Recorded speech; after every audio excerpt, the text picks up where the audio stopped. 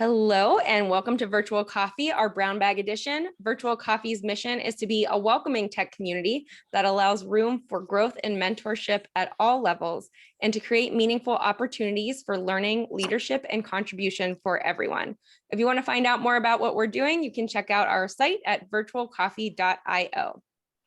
We're really glad to have everyone here with us today, and I especially want to thank Nick Taylor for being here to talk to us about getting started with streaming on Twitch. I know we're all really excited about this, and we've been talking a lot about this with our month of demo in public for our monthly challenge and in our content creation channel as well.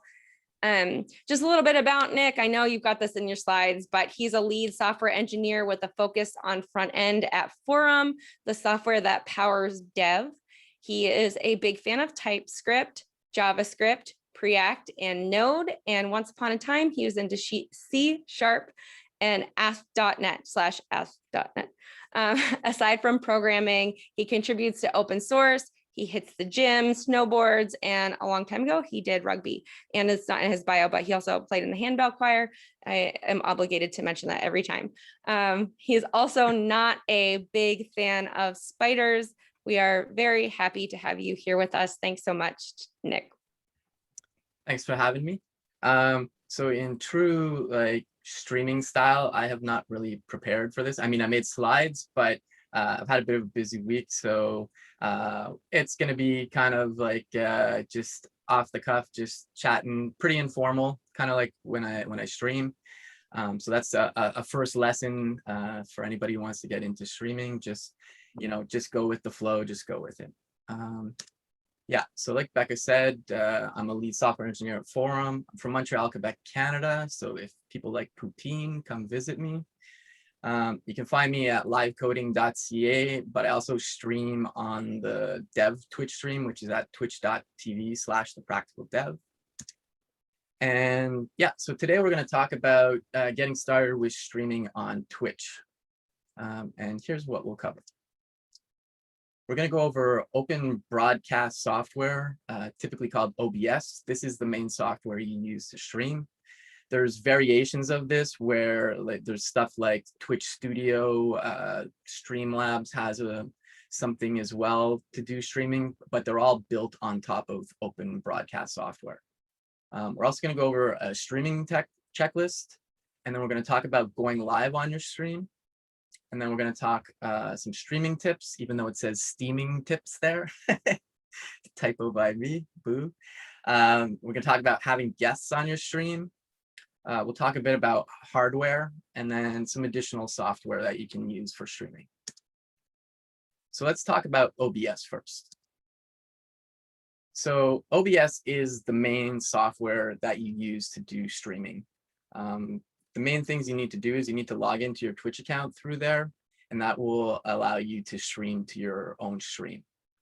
We're going to go over creating scenes, which I'll get to in a minute. There's all kinds of things you can add to a scene.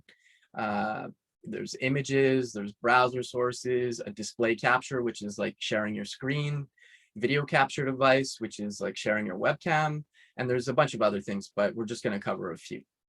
I'm going to go over about switching scenes during a stream.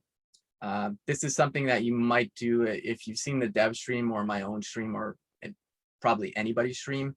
They usually have like a starting soon scene, and then it transitions to like, hey friends, and then their webcam's on and they start talking to you. The other thing that's super important is to be inclusive with your streaming. And what that means is you should have it set up to use closed captioning. It's really not that difficult to set up with OBS, and there's some software that runs out of the browser that you can use, and this is all free. They do have a donate button, so we'll get to that later. But just wanted to mention that because it's like something that you can set up, and it's just so much more helpful for anybody that wants to watch a stream. So let's just go to OBS for a second here. And if at any time you can't see my screen, please let me know, because I did a talk for another place a while ago, and I was doing it over Zoom, and for some reason it stayed on the same slide at one point. So just let me know. So this is OBS. So when this opens up, I'm starting from scratch here. So there's a few things here. Unfortunately, I can't zoom in further on here because it's not web-based. So, but you have this main area, which is all black right now. Think of that as like a canvas, and that's where you can put stuff that you want to do. On the bottom left here, you'll see there's something called scenes, there's sources, there's audio mixer, scene transitions, and then there's some other controls on the right here, like start streaming. You can also record from OBS, which is actually a nice feature, because if ever you want to test yourself, you can record it and then just watch it locally. Or maybe you're not ready to make that jump into streaming yet, you could maybe just record it and get a little more comfortable. There's some other interesting things here. You can start a virtual camera, which is something that would allow me to, like on the Zoom, for example, if I said start virtual camera, I could change my Zoom setting to say use this OBS virtual camera, and it would stream to it would stream in Zoom my OBS, whatever I'm doing in there. Those are just, I'm not going to go into that too much, but the main things I want to focus on right now is, like, you're brand new, you want to start streaming. What do? You open up this software, you're like, blank screen. Okay, what do I do? So first thing is you have scenes on the left here, like I mentioned. I'm not going to change the names or anything here, but if I were to come to a different one here, I'm going to switch. You don't have to worry about switching scenes here right now, like collections. It's just that I do the dev stream and my own. So I'm going to switch to mine for a second. You're going to see here, there's all these different scenes. So it says starting soon. This one's just chatting. And then you see I have like kind of like a footer with some information. And then you can see me in the screen there. And then I go to like a coding view. It's kind of giving inception there because it's showing my main screen right now. But you can see that my webcam's at the bottom right. And then I have my screen share.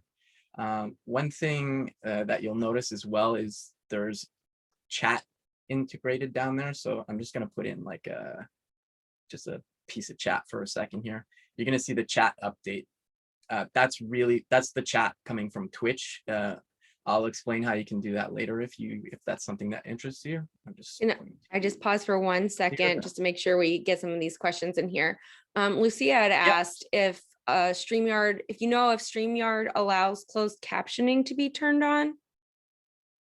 That I honestly don't know. I've only ever used StreamYard as somebody who was like on somebody's stream. So I don't know if it supports that. I feel like they would, because that seems like, I don't know. I feel like it would be pretty important, but I honestly don't know the answer to that. There's one more question. So is start virtual camera like sharing your screen? It's like, say you had some software where you had your webcam like in Zoom right now. Here, what I'll do, I'll actually show you right now. So if I go to, just going to switch back to my stream for a sec, and we'll go to the starting soon, just so we don't get that inception. I'm going to say start virtual camera. Give me a second here. Now, you're still going to see me screen sharing, but I'm going to go to Zoom and I'm going to change my camera for a second. You might see this on my main screen. Okay, now it's switched it to my other webcam. Hold on a sec here. Let's let me switch the video. I'm gonna drag it over into the main screen. Can you folks see my settings for Zoom here right now? Yes. Okay, you see, as soon as I started the virtual camera, there's now an OBS virtual camera. So now when I start that, if you look at my webcam, not my screen share, you're gonna see that I'm an alpaca now. I can't see everybody right now, but just let Becca know if you see an alpaca or not. We can for sure see your alpaca. All right. I'll leave it up to the audience if they want to see an alpaca the rest of the stream or not, but okay, I'll go back to here. And I just wanted to mention that about the virtual camera, because this is kind of a neat way to kind of share what you're doing. Because if somebody just wanted to, like, whatever software you're using, if you, if for whatever reason you couldn't screen share, I can't think of a use case right now, but it would just allow you to use your webcam as kind of like streaming OBS through there, which is kind of a neat feature. So before I go on, is there any other questions? That's it for right now. Thank you. Yeah. Okay. So as you can see here, I have all these different scenes. I have like a bye, be right back. That's like people put whatever they want. The be right back might be like, I guess if you've done like a super long stream and you really have to go to the bathroom or something, or an alpaca enters your office maybe. And then if we come over to the sources side, so if we come to the just chatting view, you're going to see my webcam again. Now you're going to see all these sources here. And if I go to webcam, if I hide it, you see it's going to disappear. Now, what I can do here is I'm going to go, these are all different types of sources, and I'm not going to go into all of them right now. It's more just to show you that you can add things. I'm going to return back to the virtual coffee demo one. So we have a blank slate. So let's say here, let's say rename, and I'll say chatting. I'm going to come here and I'm going to click the plus sign in the sources. And I'm going to say, I want to add a video capture device. You can call it whatever you want. You can also use the default name they give you, but I'll say like Nick's webcam. And then I'll click OK. And at this point, you're presented with this screen, which has a drop down, and you can choose which camera you want to use. So I could say I want to use my current webcam, which you're looking at. Maybe if you're streaming, you want to use two webcams. I have my laptop open right now. So if I switch to there, you'll see it's my side view. The lighting's not as good. And yeah, that just doesn't look as good. But anyways, so you can just pick one. And then I'll click OK. And then you're going to see I've added my first thing to my scene. You can move this around. You can shrink it. So like I might, a lot of folks put it down here, but you can literally put it wherever you want. You can make it as big as you want. And maybe I'm like, okay, that's good. Now I want to add maybe, let's do a window capture. So window capture is like, think of like sharing not your whole screen, but like a particular window. So if I come here, let's see, is this it? Zoom. Desktop picture, sure. What's that? No, okay. Flash. No, I can't see what else is in here. There's a lot of boring stuff in here right now, but I could say share my desktop, maybe. Nothing in there. Oh, it's because I don't really have a lot of things open right now. Let me open up an app here. So let's go to say like preview. Let's open up this picture. Okay, so I'm gonna just move that off the screen for a second. And I don't know if it added it or not. Okay, I'm just gonna pick this one for now because I don't know where the other one is. But the point is you can pick a window from an application and then you can pop it in. You see it's really big right now, but then I could just move it over. And like I said, this is kind of like a canvas, so you can put things where it makes sense to you. Typically what I do, like if I go back to like my live coding, when I'm in the coding view, I have my footer on the bottom, but I put my webcam on the bottom, and then I have my screen share just going on there. But again, this is all stuff like you can decide where you want to put these things. It's really up to your imagination. There's other things you could do. So I could say add an image. If I come here, I can browse a file. And let's see here. I'm gonna take my favorite alpaca. This is actually a photo of an alpaca I took. I'm just gonna delete this for now. So I'm like, hey, I'm good with the alpaca. Let's put him down here, just hanging out with my alpaca. There's a bunch of things you can put in here. I don't want to dwell on it too much because you can end up putting a lot of time in it. It's like designing a website. So, but one thing I would make clear is when you get started streaming, don't worry about like trying to make this too fancy. I mean, definitely do it if you want to, but if you just want to get started streaming, add your webcam, share your screen like VS Code in a browser or your whole desktop screen if you want to. But that's kind of as far as I would say to go, just to get out of the gate and start streaming. I'm just going to return to my slides here. Okay, so there's another thing which I've learned over the past year and a bit in terms of streaming, and it's actually, before I continue on, does anybody have any questions? Emmy did ask a question about, oh, Mei Ling, I'm sorry, and I typoed everything in the chat. Sorry.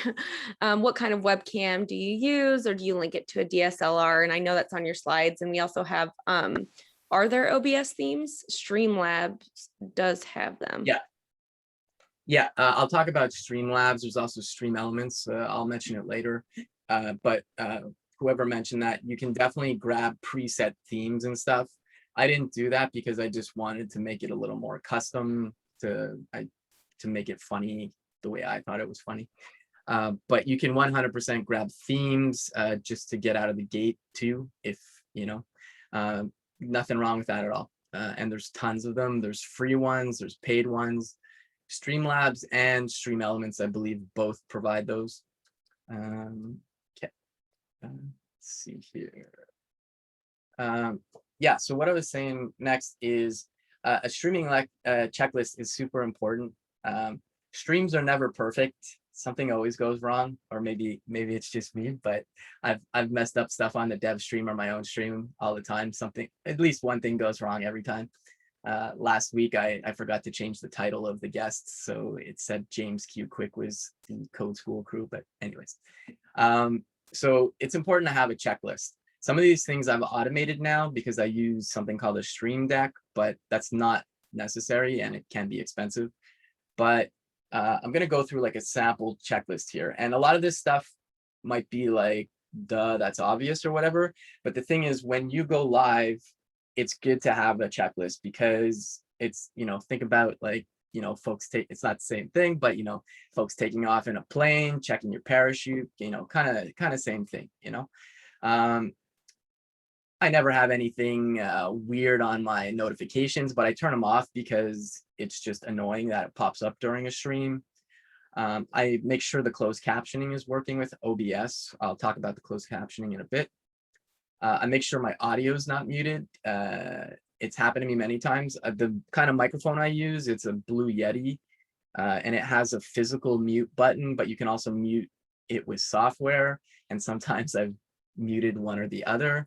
Have the Twitch chat open or your actual Twitch stream, because one thing we'll talk about later is interacting with the people that are on your stream, and other things. And this is not an exhaustive list. This is like over time as you stream, you'll figure out what your checklist is. The other thing is ensure you're like at the right scene to start. So for me, it's like make sure I'm on the starting soon page. And I have a lot more things, but just for the sake of the talk, I just wanted to kind of give an example checklist. Before I move on, is there any questions? We do have a question about how to get people to come to your stream. So at some point, it doesn't have to be now, but if you're going to talk about that, that's one that everyone's interested in. Yeah. Okay. So first thing, do not, I'll talk about it a bit later too, but don't worry if literally nobody is on your stream or if there's like one person. When you first start off, nobody knows that you're streaming. So if you're on social media like Twitter, you know, tweet out, hey, I'm going live streaming on whatever I'm working on. You know, it might not get people engaged, but it never hurts. I do it all the time. We have, if you look in the virtual coffee community Slack, we have an external events channel. I always put something in there because not to pollute like the general channel and stuff. I just say, hey, I'm streaming either on the dev stream or I'm doing my own stream and I'm working on this today. Other communities you're a part of. I wrote a blog post that I started streaming about a year and a bit ago. You know, word of mouth, even telling your friends. I mean, obviously, you're there, like, you don't want your mom and grandma maybe watching your stream, but just tell your friends, hey, like, I'm gonna stream, you mind just coming and hanging out. And I can't guarantee you're gonna get tons and tons of followers, but doing things like that can definitely help. And I'll reiterate it later, but another thing is to be consistent. So if you stream and then, like, say you stream today and then you don't stream for 3 weeks and then you stream again, people will probably forget that you've been streaming because you did it once, then you took 3 weeks off, and then you did it again. I know everybody's situation is different, but if you can be consistent, so like if you're like every Thursday at 3 p.m. Eastern, I'm gonna stream for an hour. There's a schedule that you can set in Twitch. You can also just, post a schedule elsewhere as well on your website. But doing that consistent, because then it's like people know, oh yeah, okay, Mei Ling's got her stream going on Thursday. I'll go check it out. So those are the things that I did. And to be completely honest, when I started streaming, I work in open source, so like I don't have to hide my work. I can do it all in the open. I started streaming on my own channel. For probably the first few weeks, there was literally nobody watching me.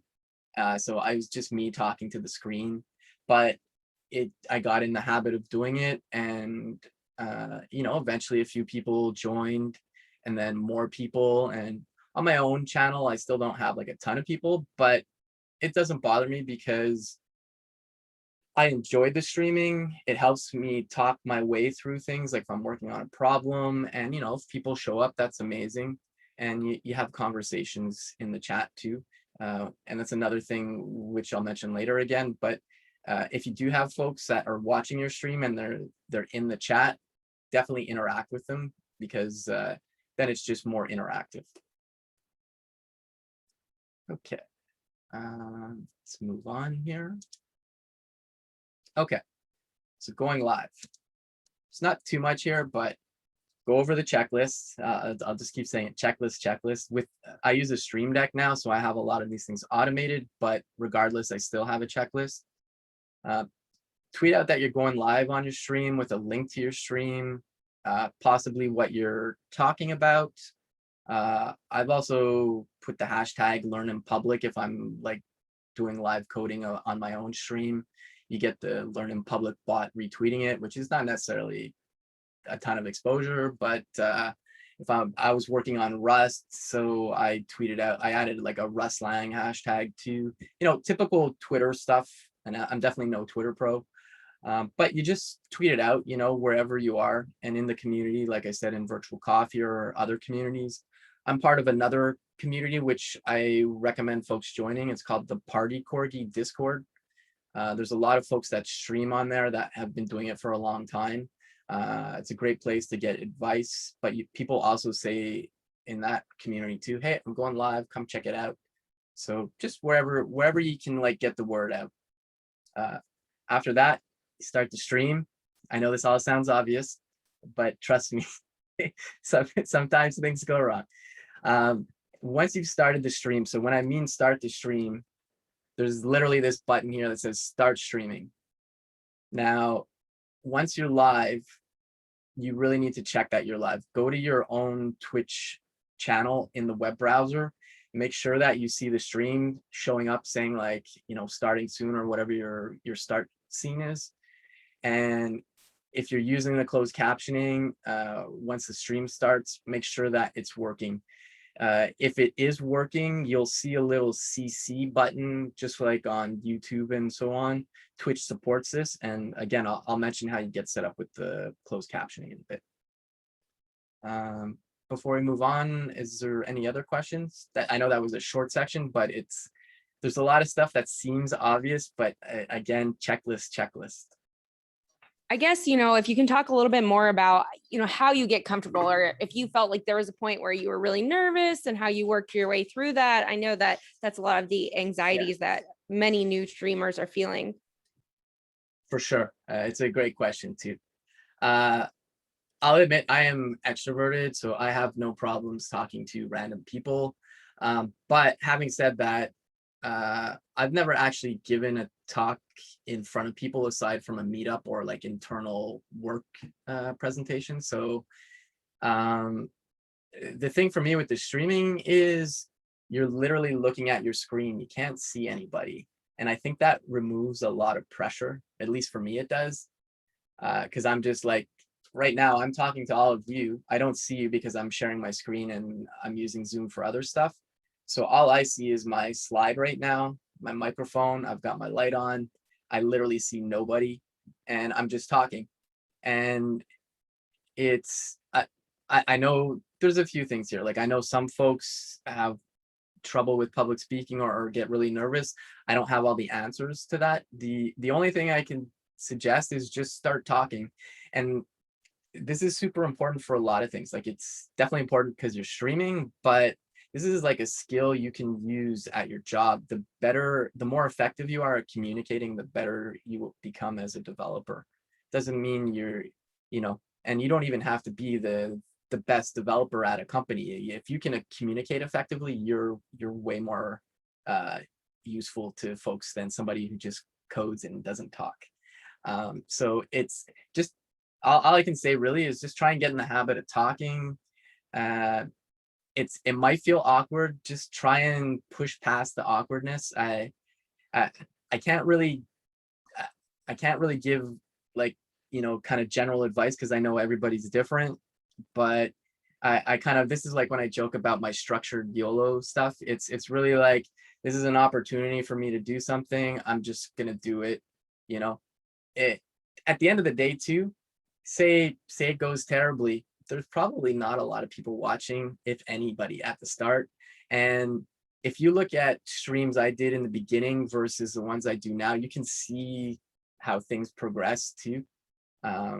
Like not just setup and stuff, but just like I was just kind of finding my legs and stuff too. So it's all I could really say is just try and get in the habit of talking to the screen. That's why there's also that start recording button in OBS if you want to just practice without streaming. The other thing too is, some people have amazing radio voices. I do not have an amazing radio voice. I hate the sound of my voice, but I can't really change that. So I just talk anyways. But there's like other people like Jason Langsdorff, when he talks, it's like I feel like he could be reading off a shampoo bottle the ingredients and I'd be like, wow, that is fascinating, just because his voice is so good. But not everybody has an amazing voice, including myself, and I just accept it and just go with it. It's definitely getting out of your comfort zone, which is another thing. Like, and career wise, at least for myself, anytime I've gotten out of my comfort zone, it's benefited me in my career. And it feels awkward and weird, but if you kind of push through it, it usually turns out okay. I hope that kind of answers the question. I think that was a ton of great advice. And I also have a 4-year-old who's having a meltdown in the background here, and I don't have crisp. And I know that's one of the recommendations coming up, but I know that there was a question I wanted to make sure that we got to. Oh, everybody's so chatty. It's having a hard time finding it. Saving your videos. Twitch. Yeah. I think that this is coming up, but just to make sure that we get to it, Twitch keeps it there for so long, and then what happens? Yeah. So let me open up another browser window for a second here. So if I come to my stream, okay. So you see there's all these videos here. Now, with Twitch, when you stream, it's live, obviously. Once it's done, it's immediately available on your channel, and it stays there for 2 weeks. After the 2 weeks, it's deleted. There's no way to get it back. There's no like, if I pay them to get it back, it just doesn't come back. So what you can do is, if you're logged in as yourself, you can go to, they have this creator dashboard, and you can literally just come in and select something, and then you can say download here. and then you download it to your computer. And what I do is I upload them all to YouTube after. And then that's how I save my videos. Not everybody might do that, or maybe a stream you work on that you did doesn't make sense to upload to YouTube because maybe, I don't know, it just doesn't seem like something that would be worth, watching as a lesson. Maybe it was a fun stream or something and you're just joking around. I don't know. But one thing that Twitch does allow you to do is create highlights. And when you create a highlight, it's like a short clip. Well, I actually don't know how long it can be because I have some here which are like almost 8 minutes. But you can create a highlight from, as long as you do this before the video disappears, you'll be able to create a highlight, and the highlights stay forever on your channel. So you can see I have a bunch here. These are all my alpaca streams, but and you can also see here at the bottom, this is when I was pairing with folks before it was on the dev stream. There's Tanaya, who's from Virtual Coffee. There's Chuck, who just landed his job. Anyways, so if you wanted to create a highlight, you would go to the video. Let's do that. That'll be a to-do. And if I come here, I don't think it'll give me the option now because this is already a highlight, but at the top here where you see download, export, all that, there would be another button that would say highlight. And then from there, you create the highlight. You can add a title to it. You can update a description and so on. And then you can save that. And then that highlight will stay on your page forever. I won't go into the process of getting it uploaded to YouTube. I just recommend you check that out. But I've found it pretty easy. There's, I won't say easy, but there's an upload button if you go to your YouTube channel once you've created it. And from there, it just kind of guides you through it. So that's what I do. That's also what we do on the dev stream. So all the past streams we have, they're all available on YouTube. And a good thing about this too is you're building an audience on Twitch, but you're also kind of building up an audience potentially on YouTube because you have your streams there. So it's kind of like a double whammy in terms of benefits. Again, though, who knows how many followers you're going to get. I don't have a lot myself, but it's something you have to work on. And that's like a whole other topic about building an audience. So before I go on, is there any other questions? Ray just asked if people watch the archive streams on YouTube. They do. I can't speak for my own, but I know Christina, who's our dev advocate at Forem, she logs in and you can see that folks watch them. So it's definitely, but again, this is all about engagement, which is a whole other separate topic. But people tend to, if they're subscribed to your channel, they'll definitely watch them. Yeah.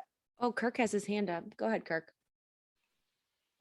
Just for additional context on Ray's question, what I found is that people will definitely watch streams up on YouTube, but there's a couple things that can definitely make those better and more relatable. I know a couple people they just do, because when the stream is finished recording, it captures from the moment you say hey, we're live till the end.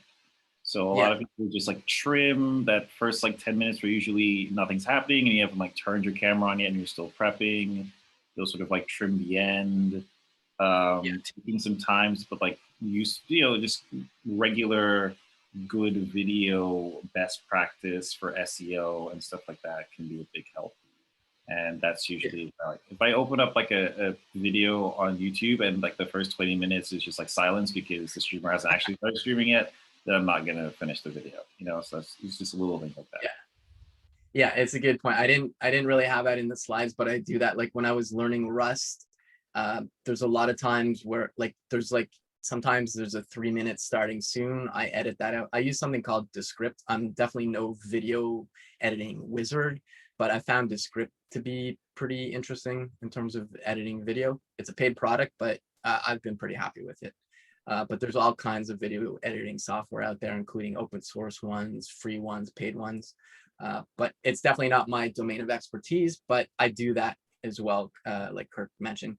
And sometimes we're like in my learning Rust stuff, there's like times where there's a lot of chat, or I'm talking about some interactiveness on the site, like you can hide my alpaca and stuff. It's like a lot of stuff that it's fun when you're on the stream, but if somebody's trying to watch the tutorial about learning Rust, they probably don't want to see 3 minutes of me joking around with Kirk or something. So I do edit out that stuff. I know there's some more questions, but I think let's go ahead and pause on them until the end, just to make sure that you get through all of this. And then we can always add these questions to the brown bag channel. And then everybody can contribute there as well. Yeah, for sure. And just saying the obvious, but you can always, DM me in the virtual coffee or Twitter or wherever. Happy to answer your questions too. So just going to go over some of the streaming tips. We did not steaming tips like I had in my initial slide. But if you do steam vegetables, not too long because you want them to be crunchy, but still. I went over some of these things because they were brought up in some of the questions previously, but it's super important to interact with the Twitch chat, because if folks are there like, hey, how's it going? And you don't really say anything, maybe it doesn't change much, but it's just kind of good to talk to folks. I'm going to stress this. It's not going to be perfect, and that's okay. The medium of streaming, it's not like a super polished YouTube video. So things are going to go wrong. I've started streams, including on the dev stream, where the audio is off. I mentioned I had the wrong title the other day. Things aren't perfect, and people are 100% okay with that. And it's, at the end of the day, it's just kind of fun to laugh at yourself a bit too. Have fun, really. It's, don't think of this as a stressful thing. Just try and have fun. If you're live coding, I mentioned this before, but talk through what you're doing. This is something good to do on the stream, because it can be boring if you're just typing and you're not saying anything. But this is also a good skill to work on, because it's something to help you talk through problems. So it's not just for streaming, it's for even doing your actual work.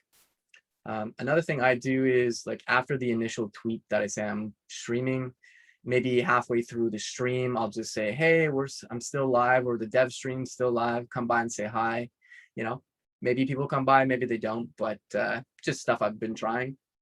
Other things in terms of getting the word out that you stream, but also building up content. Think about, because the other thing we haven't really touched on is, this is learning in public. So this is something that can help you potentially get jobs, or at least when you go to an interview, say, oh yeah, well, I don't have any work experience in Rust, but I've been streaming learning Rust. Here, check it out. What I've been doing is I post them all to LinkedIn. I'm active on LinkedIn, but only because I just post the content I do. I don't really like LinkedIn, but I just post stuff there all the time. And there's Polywork as well, which is a newer network for professionals. I post them all there. And there's some examples here. Like, if you come here, you can see I posted, like, here's one that we did this week. And it's just a short, like, hey, we had so-and-so on the stream. Or I might have another one, which is like, might take a while to scroll down, but I have one like, hey, I was live coding here, and I just said, continue doing some work on such and such a thing. And then I always include the video. So that's just something to do. And this is just, again, propagating your content and trying to build your brand potentially. But again, those are like huge topics on their own. So I don't want to derail the getting started with streaming. I mentioned this as well before when one of the questions came up, but have a consistent schedule. You stream on Tuesdays at 3 p.m., try and keep to the schedule. Now, don't stress out about if you can't always, like, don't forget you have a job, you have other things going on in life. So, like, things do happen. Like I'm going on vacation in August, the first week. So like, I'm not streaming that week, obviously, because one, I would probably have poor cellular service streaming out of a tent, and it probably wouldn't be that good anyways. So there's obviously exceptions and stuff, but in general, try to have a consistent schedule. And I mentioned this before too, but don't worry if no one or few people are watching your stream when you get started out. it's normal because nobody knows you're streaming. It's only once you consistently start saying, hey, I'm streaming today, and then hopefully folks will eventually start coming and check it out. One thing to mention about this is, because I know Marie asked it in the VC Slack and other people have asked it, and I still don't have the answer myself, is what time do I stream? And I don't have the perfect answer for this because people are all over the planet. I've been typically streaming more for maybe East and West Coast. So, but you know, like I have a coworker in Thailand. I'm not gonna stream at 10 p.m. to accommodate Thailand. So this is another reason why you would want to create some highlights and also publish your content to YouTube. But there is, I don't have a magic answer for a time. I've been varying my times, just trying to see if like, because I was doing it early morning sometimes. I noticed there wasn't too many people, so I'm trying the afternoon now, and I seem to be getting more people. But it's something you just need to experiment with. Before I go on, any other questions? We've got a number of questions in the chat, and I'm just gonna go ahead and read some of them out. And then if that's part of your slides, you can get to it, or if you want to talk about them now. Let's see. Sue's asked about how much time you spend per week after streaming. So doing things like downloading the videos, making highlights, putting them on YouTube, updating website, Polywork. It seems like that needs a schedule, or you quickly go into backlog territory. And then Ray also asked, could you talk about repurposing content? And I think it's kind of overlaps to things like clipping and audiograms, or is there a way to get like more bang for your buck for the work that you put in? Yeah, for like post stream, typically, well, for the dev stream at least, we don't do much. Christina downloads it and then just uploads it to YouTube. It generates the captions, but you can also use TypeScript as well, which will generate better captioning. That's pretty much all we do there. Do you proof those captions on YouTube? Right now we don't. No. Okay. It's probably something we should do. It probably takes a lot of time to do, but definitely it's a lot more time than you realize. That you know, like I've done it for the podcast, and it takes a lot of time. Yeah, exactly.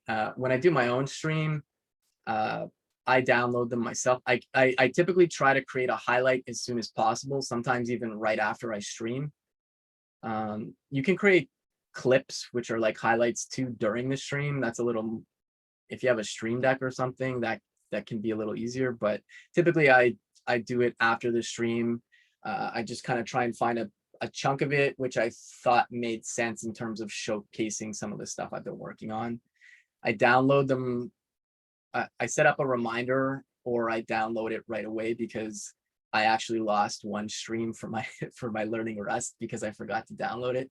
So try and download it as soon as possible. And from there, depending on what it is, like the regular streams, I've been trying not to edit too much, aside from getting rid of, like, you know, the starting soon. So it just kind of starts off with, hey folks, and then at the end it has my bye scene, so that's pretty okay. But like for the most of the streams I'm doing now, I don't like remove like the chatting and stuff, because it is too time consuming for me. I only really did that for the Rust one because I was trying to make it like YouTube content, like a tutorial. But I think if I do something like that again, I'll probably just try and make a YouTube video instead. So typically, download, trim it where necessary. I use Descript to generate the captions, and then I do go through the captions, because like technical words, they get them wrong all the time. What else? One thing I like about Descript is it removes filler words, like when you say and ah, and it's automatic. And I just suggest trying out Descript. There's a trial. It's just really cool what you can do. You basically edit your video like you're editing a Word document. That's the easiest way I can explain it. But that part is probably the most time consuming, and going through, like on my own ones, I try to go through the captionings as much as I can. get the words right and stuff. And I forget what the other question was, because I feel like I'm rambling on here now. But I think that you answered both of the questions. It was Okay. talking about how much time do you spend per week on the post-work stuff, polygraph, putting it on YouTube, that kind of stuff, and then also repurposing content. So they were Okay. overlapping in that, like all of the things that you don't think of, like I'm just going to stream, but it's not just Yeah. streaming, right? Yeah, exactly. Okay, so we're gonna talk, briefly about having guests on the stream. So one thing to note is there's no native way for guests to join in OBS. You can't say like in Zoom where it's like, hey, just, log in and then like I see your webcam too. So you have to use a third-party application. I started off with Zoom initially, moved away to that, and now I'm using Discord. So like, for example, if I come to the dev stream, I put on Discord temporarily just so folks can see it. But if we come here, you can see now I have Discord here. So if people join, they'll just show up in here, and then it's just easy to manage. I'm just gonna quit Discord here. The other thing is there's another product called video.ninja. It was previously called obs.ninja. And what this is a web technology. So it uses WebRTC. And this is something you would load up in the browser, and then you can, I'm not going to go into it now, but I have links to all these things after. But that's a way to have multiple people. And Randall, who's in the watching right now, he's on the code school, and that's what they use when they do their streaming. And you can do the same things. You can share screens. You can kind of manage things. It's kind of like if you've ever been in a StreamYard thing, it's kind of like that to some degree. So you can have like a director. You can say like hide this participant, show another participant. But again, I'm not going to go deep into those three things, but just know that you can integrate them in. For Zoom and Discord, it would just be having a screen or sharing a screen, or sorry, sharing a window capture. For video.ninja, you would use something called a browser source because it's a web page. And that's just another type of thing you can select in the scenes. And I'll show you a browser source real quick if we come back to, we'll do it on the dev stream, sure. Okay, so there's this Sloan animation. Sloan is our sloth. That's our mascot. So this is a browser source. So you literally put a URL. You can modify the CSS. But what this does is it allows you to put web pages. Think of it like an overlay. So now if I do the Sloan swing, you're going to see this web animation slide across. It might not do it well right now during the Zoom, but it made a Tarzan noise and swung across. So you can literally like do whatever you want because with web technologies. I do something similar in mine. So if I switch to mine, so I can hide my alpaca. That's just using JavaScript and HTML. I can add like a curling thing. I can add like a poop emoji and then people can move these things around. But that's all just, and you can see the commands. If you look at the bottom right in the chat, it's going to say like exclamation curl left, poop for the poop emoji. I was doing Rust, so I have like a crab icon, fancy donut, and you can move these things around. And it sounds silly, but people have fun moving these things around during the stream, or hiding the alpaca, which is my favorite one. So those are just some examples of browser sources to add some interactivity to your page. So let me just go back to where we were, back to the slides. And yeah, I got about 5 minutes left here. Okay. Yeah. So in terms of the software for having guests, one of those three, maybe there's others too, but those are the three I'm aware of. StreamYard, which Lucia mentioned, can probably be integrated in OBS. I've never done it, but I'm sure you can. And I think that's a paid product. I know when I did a talk at DigitalOcean, that's what they used, and it was, I don't know how they were all set up though. And then when you're having discussions with the guests, this is the way I do it. We have like one or more topics to discuss. So like, you know, if I had Becca on, I would say like, let's talk about community, but I don't have anything scripted, you know, like a set of questions. That's how I operate during my stream or the dev stream, just because it just feels more natural to me. Again, these are my experiences and things that have worked for me, might not work for everybody, but that's what I found handy. I'm just going to go through these, and if we still have a couple questions at the end, we'll go through them. But I talked about this briefly a second ago, so you can add interactivity to your stream, a browser source and a scene that loads a page using Comfy.js, for example, which is it's a JavaScript library that allows you to capture all these commands that come from Twitch, and then you can do whatever you want with them. Try to automate things as much as possible, just so there's less error. That's why I have the checklist, but I also try to automate some things in that checklist. I use a Stream Deck now, which is a piece of hardware that has buttons on it. It looks like this.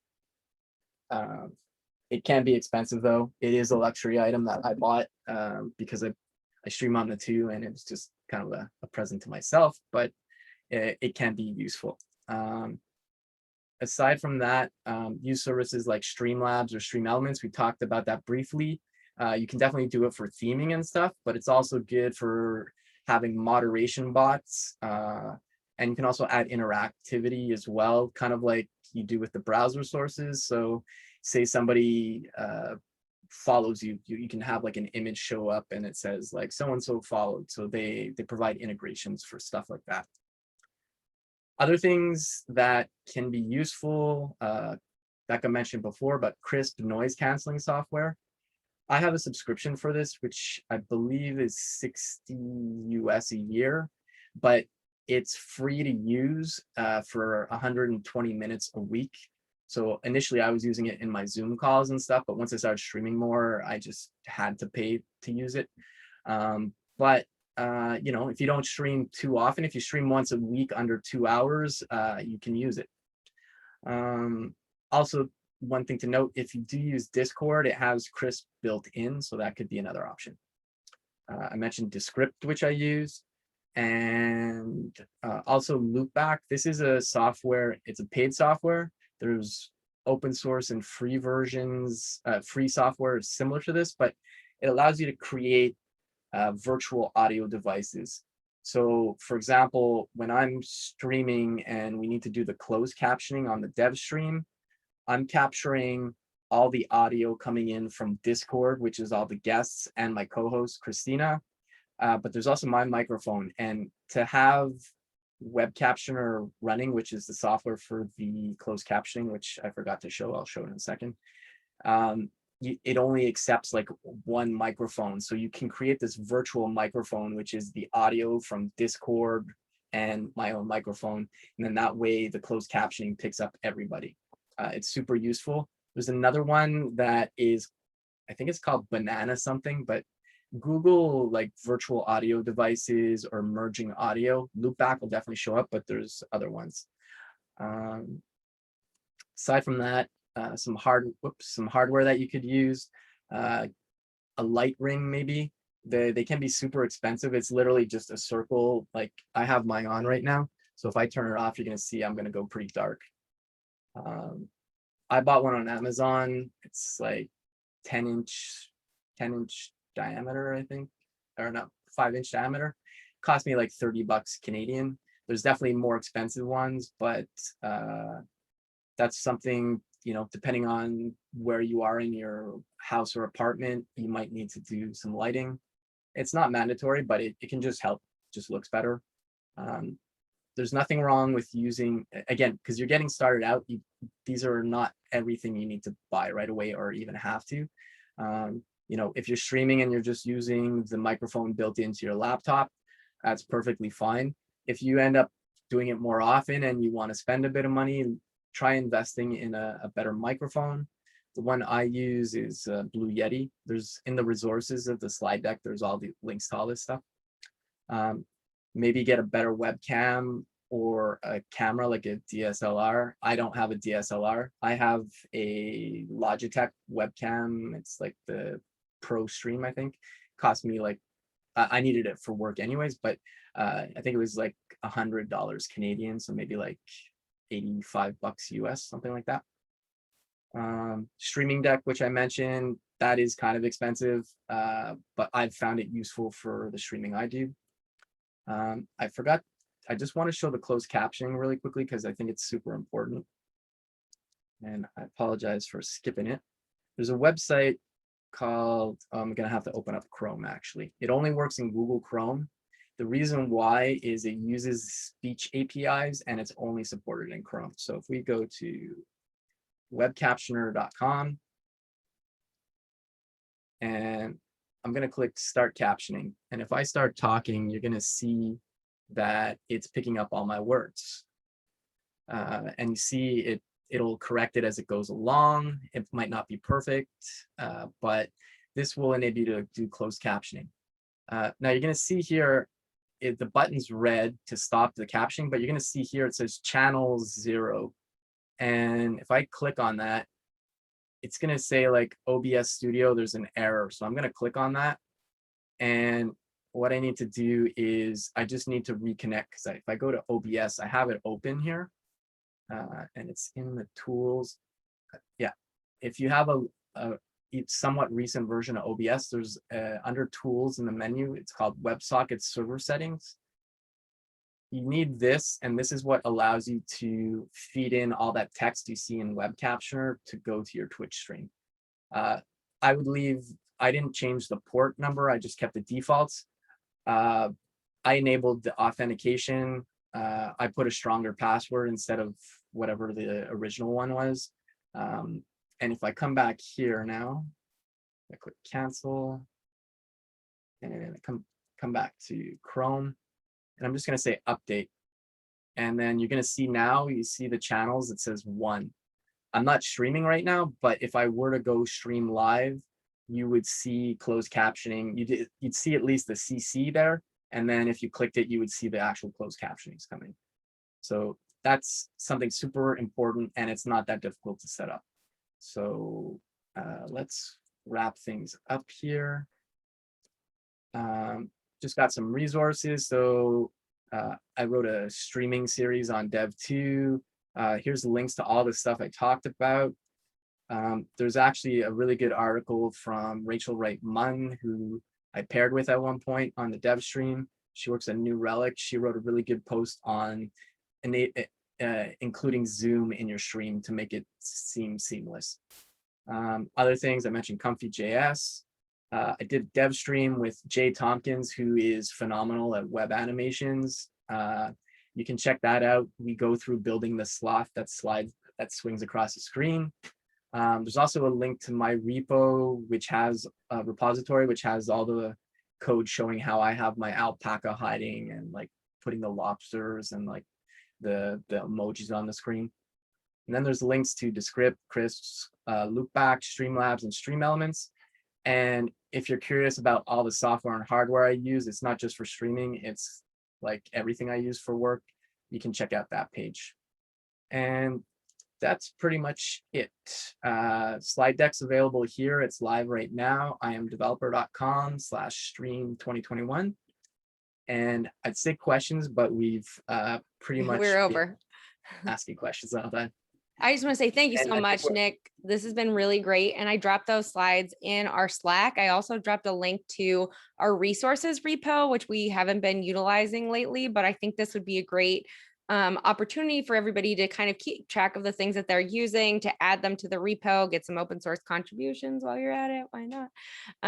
And have it there for all of us to be able to, have those resources all the time. So I want to say again, thank you so much for doing this. And for being here today. Nick he has to move on, and we have a monthly challenge meetup that's happening right now as well. So thank you, Nick. And if you have any other questions, feel free to drop them in his DMs or in the Brown Bag channel so we can open that up for a wider response from everyone. And thank you so much for being here today, folks. Take care, friends. Bye. Bye.